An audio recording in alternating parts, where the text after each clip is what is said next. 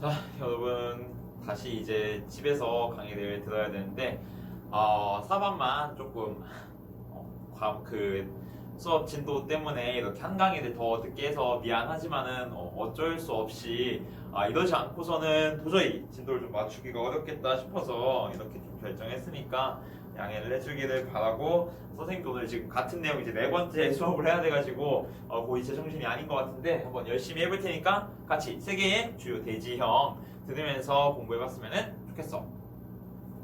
프린트 같은 경우에는 늘 그렇듯이 그 온라인 클래스 맨 마지막에 아래쪽에 업로드를 해두었으니까 참고해서 프린트를 봐도 좋고, 그리고 교과서 기준으로는 우리 오늘 46페이지부터 49페이지까지 같이 이야기를 해보도록 하겠습니다. 자, 먼저 이제 지형이 무엇인가에 대해서 한번 같이 이야기를 해보려고 하는데, 지형이라는 것은 바로 교과서에 보면 나와 있지만 지구 표면의 기복이나 혹은 모양을 뜻하는 말이라고 합니다. 자, 그래가지고 지형 이 말 자체로는 큰 규모나 작은 규모 이런 거에 상관없이 전부 지형이라고 부를 수가 있는데, 오늘 우리가 같이 공부할 내용은 바로 세 개의 대지형, 주요 대지형이라는 이름을 가지고 있듯이 지형들 중에서도 상대적으로 규모가 큰 이런 지형들만 오늘 같이 배워보도록 하겠습니다.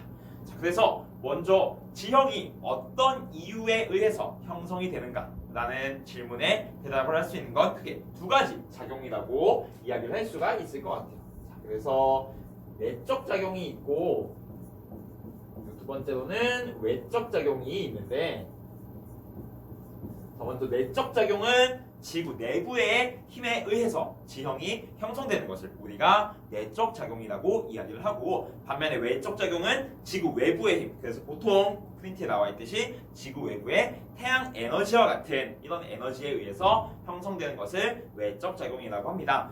그래가지고 일반적으로 큰 지형을 형성하는 힘은 바로 이 내적 작용에 해당을 하게 되고, 그러면 외적 작용은 어떤 역할을 하느냐? 보통은 이제 풍화와 침식이라고 이야기를 하는, 그래서 내적 작용으로 형성된 큰 대지형들을 이제 이 어떤 내적 작용에 의해서는 기복, 높고 낮음이 크게 형성이 된다면은 외적 작용에서는 이런 높고 낮음, 기복을 감소시키는, 완화시키는 역할을 하는 것이 외적 작용이구나, 이렇게 알아두면은 이해가 조금 편할 것 같아요. 그래서 내적 작용 같은 경우는 조류운동, 조산운동, 아니면 화산활동 이런 것들이 들어갈 수 있다고 합니다.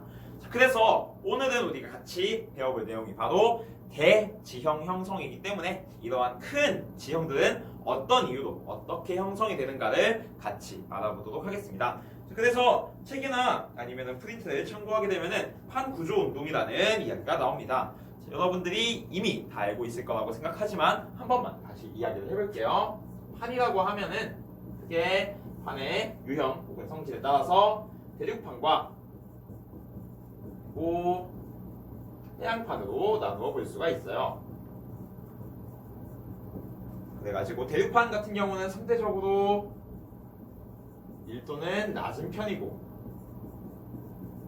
두꺼운 편이라고 이야기를 할 수가 있을 것 같고, 해양판은 이것과 반대로 밀도가 높은 편이다, 그리고 얇은 편이다, 이렇게 이야기를 할 수가 있을 것 같아요. 그래서 이러한 대륙판과 해양판, 그리고 어떨 때는 대륙판과 대륙판, 또 해양판과 해양판, 이 판들이 서로 만나거나 헤어지거나 서로 이렇게 비스듬히 치고 나가거나 이러한 다양한 요인들로 인해서 다양한 지각 운동이 발생을 하게 되는데, 먼저 이제 판구조 운동이라는 조금 더 큰 개념에서 이야기를 하자면은, 판구조 운동이라는 것은 판들이 맨틀 위에 떠서 서서히 이동하다가 부딪히거나 혹은 갈라져서 대지형, 큰 지형을 형성하는 것을 우리가 판구조 운동이라고 합니다. 그래서 뭐 대륙 이동설 이런 것들 전부 다 판구조 운동 안에 포함되는 거고요. 판의 경계에서는 지진이나 화산활동, 지진과 화산활동과 같은 바로 지형적 요인에 의한 자연재해가 발생한다. 우리가 자연재해를 다시 크게 두 가지로 나누면은 지형적 요인에 의한 자연재해와 기후적 요인에 의한 자연재해 두 개로 나누어 볼 수가 있을 텐데 기후적 요인에 의한 자연재해로는 그게 뭐 가뭄, 홍수, 태풍, 냉해, 우박, 서리, 폭설 이런 것들이 포함이 된다면은 지형적 요인에 의한 자연재해는 지진과 화산 활동이라는 것을 예로 들 수가 있을 것 같습니다. 자, 그래서 판의 경계에서는 판의 경계가 어떠한 유형일 때 어떠한 지각 운동이 발생을 하느냐. 그래서 책에 이제 47페이지에 있는 그림과 프린트에 있는 내용 밑에 그림을 함께 참고하면 좋을 것 같은데 먼저 판과 판 두 개의 판이 서로 어긋나서 미끄러지는 경우에는 이 판과 판이 미끄러지는 그런 마찰로 인해서 지진 활동이 활발하게 나타난다고 합니다. 그래서 이러한 곳을 이제 뭐 변환단층이라고도 부르는데 자, 이런 곳은 보통은 해저에 있는 경우가 많다고 합니다. 하지만 우리가 직접 눈으로 볼 수 있는 판과 판이 미끄러지는 경기가 있는데 그곳이 어디냐 하면은 이제 미국의 서부 쪽에 해당하는 샌 안드레아스 단층이라는 곳이라고 합니다. 자, 같이 가보면은 이쪽 미국의 서부 쪽에 해당하는 지역이다. 이쪽이다 생각을 하면은 될 것 같아. 자, 그리고 이제 해양판과 대륙판이 서로 수렴하는 경우는 어떠한 현상이 발생을 하게 되느냐 하고 보았더니 아까 보았던 내용들 중에 대륙판은 밀도가 낮고 두껍다. 해양판은 밀도가 높고 얇다라는 성질을 가지고 있다고 했었지. 여기에 있는 이 성질을 바탕으로 생각을 해보면은 대륙판이 상대적으로 밀도가 낮고 두꺼운 데에 반해서 해양판은 밀도가 높고 얇기 때문에 이 두 판이 마주치게 되면은 더 밀도가 높은 해양판이 대륙판 아래로 밀려 들어가는 현상이 발생한다고 합니다. 자, 이러한 현상을 우리는 섭입이다 라고 이야기를 하는데 그래서 대륙판과 해양판이 만날 때에는 더 밀도가 높은 해양판이 대륙판 아래쪽으로 밀려 들어가게 된다. 자, 그래서 이 밀려 들어가는 곳에는 이제 수심이 깊은 해구가 형성이 되게 되고 점점 더 지하로 내려가는 이 해양판은 지구 내부의 뜨거운 온도에 의해서 녹게 돼. 용융된다고 하는데 녹게 되고 그러면은 이 해양판이 무엇으로 변했을까? 마그마로 변하고 그리고 이 마그마가 지하에 있다가 밖으로 분출을 하기도 하겠지. 그럼 이때 분출하는 것을 우리가 화산이라고 부를 수가 있을 것 같습니다. 자, 그래서 이번에는 이 대륙판과 해양판은 어디에서 만나느냐라고 했을 때 이번에 여기 남아메리카 쪽으로 내려가 보면은 이쪽에 있는 산맥 우리가 이쪽에 있는 산맥 뭐라고 불렀지? 이곳에 있는 이 산맥 안데스 산맥이었지? 안데스 산맥이 바로 이 대륙판과 해양판이 서로 만나는 지역이라고 생각을 하면 되고 자, 그러다 보니까 여기 이렇게 섭입하는 지역에 깊은 해구가 형성이 되었고 그 다음에 해구 옆에 있는 이 안데스 산맥 이것이 활발한 지진과 화산 활동이 발생하는 지역이라고 생각해주면 될 것 같습니다. 자, 그래서 이제 해양판과 대륙판이 서로 수렴하는 곳까지 이야기를 해보았고 그 다음에는 이제 지각이 갈라지는 곳이 있는데 이곳에서는 아래 하부에서 지구 내부에서 마그마가 상승하면서 그 힘에 의해서 지각이 갈라지고 끊임없이 새로운 지각이 생성되는 지역이라고 할 수가 있습니다. 그래가지고 이런 곳은 이제 또 어디에 해당하느냐 한번 이동해 보면은 보통은 역시 바다 아래에서 주로 형성이 되는데 이쪽으로 가볼게. 자, 아프리카와 유럽 그리고 아메리카 사이에 있는 이 바다를 뭐라고 부르지? 대서양이라고 부르지. 자, 그럼 대서양에 보게 되면은 여기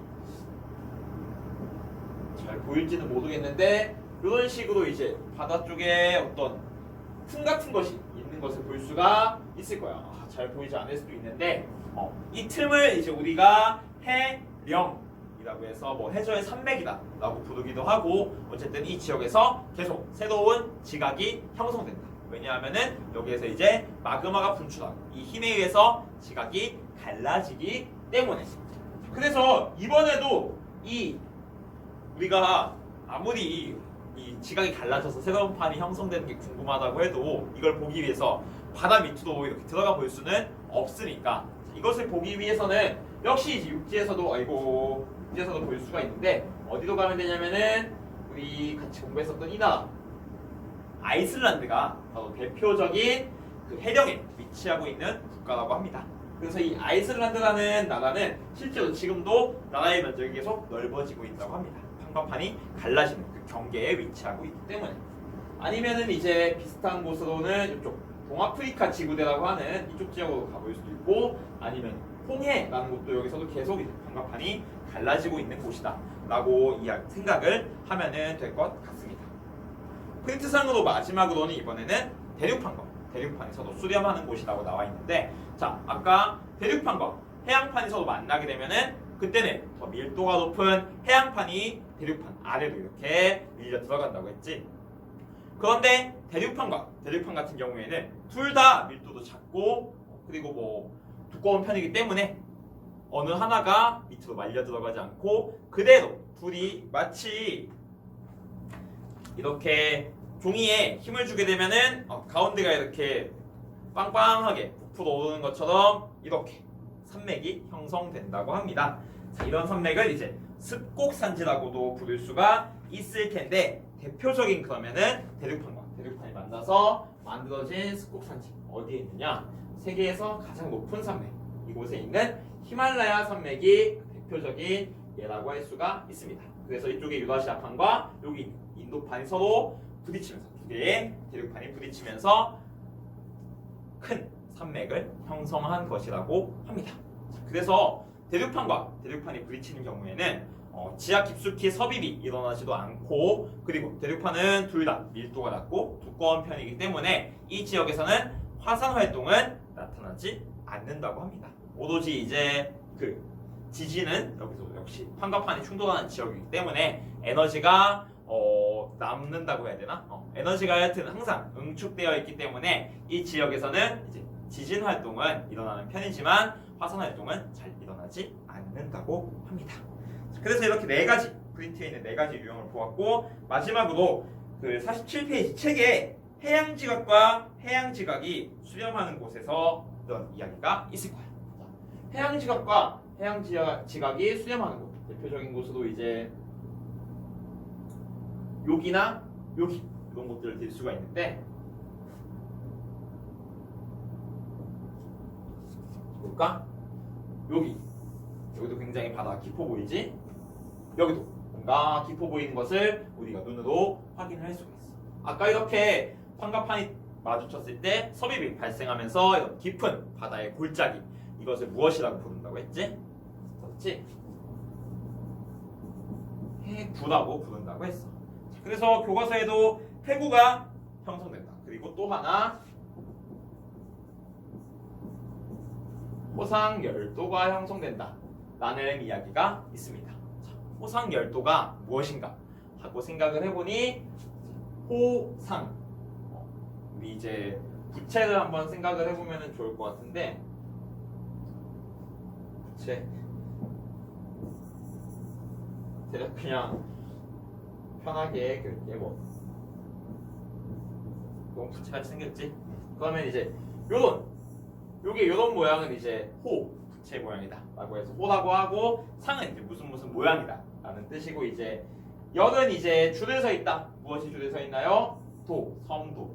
그래서 섬들이 마치 호의 모양, 부채꼴의 모양으로 줄을 서 있는 그런 형태를 호상열도라고 부르는데, 여기 알래스카 반도에서 나온 이 지역, 그리고 여기 캄차카 반도부터 나와 있는 이 지역, 이런 곳들이 전형적인 호상열도의 상태를 띈 그런 지역이라고 합니다. 그래서 이런 지역 역시 당연히 이제 이렇게 해구가 있으니까 밑에서 섭입이 나타나겠지. 그러면은 지하에서 당연히 해양판이 녹았으니까 무엇이 돼? 마그마가 돼. 얘가 분출 팡팡 하면은 화산이 되지. 그러면 이 섬들의 성질은 어떤 것일 것이다? 그렇지, 바로 화산섬의 성격을 가지고 있을 것이다 라고까지 추측을 해볼 수가 있고, 그래서 이 지역에서는 화산 활동이 활발하게 발생할 것이다 라는 것까지도 아마 쉽게 생각을 해볼 수가 있을 것 같아요. 그래가지고 여기까지 이야기를 하면서 우리 그 대지형의 형성과 판 구조 운동, 그래서 판의 경계 유형까지 같이 이야기를 해보았습니다. 이어서는 이제 세 개의 주 대지형에 대해서 이어서 이야기를 좀 해보려고 하는데, 세 개의 주 대지형 하면은 크게 안정육괴, 다음에 고기스콕 산지.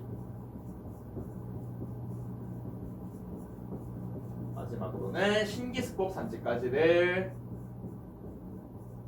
들 수가 있습니다. 이렇게 세 가지로 나눠볼 수가 있는데, 먼저 안정육계 같은 경우는 가장 오래전에 시생대와 원생대 때 형성이 되었고, 그래서 아무래도 이 형성이 되었다는 얘기는 그 당시에 내적 작용을 받았다 라는 이야기가 될 테고, 내적 작용을 받은 지 오래되었다 라는 얘기는 외적 작용을 받은 시간이 길다. 아까 외적 작용은 어떤 역할을 한다고 했지? 그렇지, 외적 작용은 그 이 지역의 기복, 그러니까 높고 낮음을 평탄하게 하는, 그래서 주로 풍화와 침식 작용을 한다고 했지. 그러다 보니까 안정육괴가 가장 평탄한 축에 될 테고, 반면에 신기습곡 산지 같은 경우는 뭐 중생대 말에서부터 신생대 때까지 가장 최근에 어떤 지각 변동이 있었던 지역이고, 그 이야기는 외적 작용을 받은 시간이 짧다. 외적 작용을 받은 시간이 짧다는 이야기는 곧 어떻다? 이 지역은 기복이 매우 뚜렷하다라는 것을 먼저 생각을 해볼 수가 있을 것 같아요. 그래서 가장 먼저 각 지역마다 주로 외장되어 있는 자원에 대해서 이야기를 해보면은, 안정육계 지역 같은 경우는 잘 보이려나? 철광석을 댈 수가 있고, 고기스콕 산지에서는 석탄 대표적으로 될 수 있고, 신기스콕 산지에서는 천연가스, 그리고 석유, 마지막으로는 구리, 이런 것들을 이제 예시로 들 수가 있습니다. 그래서 철광석이 많이 나는 지역은 우리가 생각할 때, 아 여기는 안정육계 지역이구나, 혹은 뭐 석탄이 많이 나는 지역이다, 아 그 근처에는 고기스콕 산지가 있겠다, 혹은 뭐 석유, 천연가스, 구리가 많은 지역이다, 신기스콕 산지나 그 주변의 것이다, 이렇게 생각을 해볼 수가 있을 것 같아. 그래가지고 안정육괴, 고기스콕 산지, 신기스콕 산지는 각각 이제 어떤 지역에 위치를 하고 있는가라고 보았더니, 안정육괴 같은 경우는 형성된 지 아마 가장 오래되었기 때문에 대륙의 내부 쪽에 위치를 하고 있다. 그래서 큰 대륙들 함께 보면서 이야기를 좀 해보면은, 이쪽 이제 러시아의 아시아 러시아죠. 이쪽 이제 시베리아라고 하지. 그래서 여기에 있는 지역을 우리는 시베리아 순상지라고 부릅니다. 그래서 여기도 아주 오래된 안정된 안정육계에 해당하고, 아프리카도 역시 이쪽에 아프리카 순상지가 존재하고, 그 다음에 아메리카로 가게 되면은 이쪽 캐나다 순상지 역시 존재합니다. 마지막으로 호주 대륙에서도 이쪽 호주 지역에 호주 순상지가 존재하는 것을 우리는 확인을 해볼 수가 있습니다. 자, 그리고 그 밑에를 보게 되면은 이번에 고기스콕 산지는 안정육계 주변 혹은 순상지 주변에 위치를 하고 있다라는 이야기가 있는데, 자, 그래서 이 순상지 같은 경우는, 아니 이 고기스콕 산지 같은 경우는 방금 이야기를 했던 각 순상지 주변에 하나씩 있구나라고 생각을 하면 됩니다. 예를 들어서 여기 있는 이제 호주부터 다시 이야기를 해보면은, 호주의 이쪽에 있는 얘는 그레이트 디바이딩 산맥이라고 하는데, 이 산맥이 이제 고기스콕 산지의 대표적인, 호주에 있는 고기스콕 산지에 해당하고, 이번에는 아까 시베리아 갔었으니까 다시 이쪽으로 가서 이야기를 해보면은, 여기에서는 이번에는 여기 있는 요 유럽 러시아와 아시아 러시아를 나누는 기준이 됩니다. 우랄 산맥이 대표적인 고기스콕 산지에 해당한다고 합니다. 그 다음에 이제 유럽에서 한 가지 산맥을 더 얘기를 해주면은, 이쪽 왔다 갔다 하는 게 불편하네. 여기는 이제 스칸디나비아 반도라고 우리 얘기했었는데 아직 기억하고 있을라나? 그래서 스칸디나비아 산맥, 여기가 스칸디나비아 산맥에 해당하고, 그 다음에 이제 어디로 가야 되지? 그러니까 캐나다 순상지 얘기했었으니까 이번에는 캐나다 순상지 주변에 있는 미국 동부에 있는 지역이야. 이번에는 미국 동부에 있는, 왔다 갔다 하네. 여기에 에팔레치아 산맥, 이런 곳들이 이제 고기스콕 산지에 해당한다고 할 수 있습니다. 자, 그래가지고 이런 고기습곡 산지들은 상대적으로 상대라고 하면은 신기습곡 산지와 비교했을 때 상대적으로 해발 고도는 낮은 편이고 산지의 연속성은 약한 편이다 라고 해서 산지의 연속성에 대해서 한번 이야기를 해보면은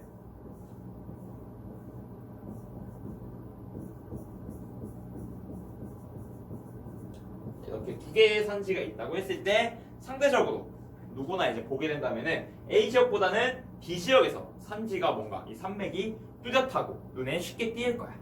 이런 것들을 우리가 산지의 연속성이 높다라고 얘기를 하고, 반면에 A와 같이 보면은 산맥은 산맥인데 보게 되면 그 크게 아주 이제 뭐 자세히 보면 산맥이긴 하지만 그냥 한눈에 이렇게 쓱 봐도 산맥인가? 이렇게 생각이 들 정도라면은 이런 곳은 이제 상대적으로 산지의 연속성이 약하다라고 이야기를 할 수가 있을 것 같습니다. 그렇게 좀 이해를 해주면 되고, 마지막으로 이제 신기습곡 산지 같은 경우는 중생대 말에서 신생대까지 가장 최근에 조산운동을 받은 지역이구나 라고 생각을 하면 되겠습니다.